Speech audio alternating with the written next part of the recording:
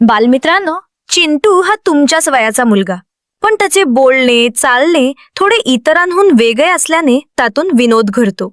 वाचून पहा, तुम्हालाही चिंटूचे विनोद आवडतील. पप्पू, मी 12 दिवस झोपलेलो नाहीये बर का, का बरं? अभ्यासासाठी. 12 दिवस? कसं काय जमलं तुला? मी रात्री झोपायचो.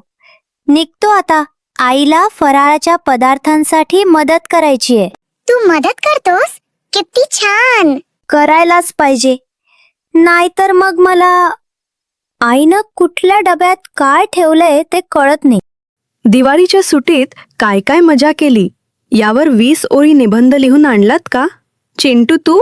नाही बाई, ती सगळी मजा 20 ओळीत मावत नाहीये. सतीश दादा, आपण बुद्धिबळ खेळायचं. चल चिंटू, तुला लगेच हरवतो.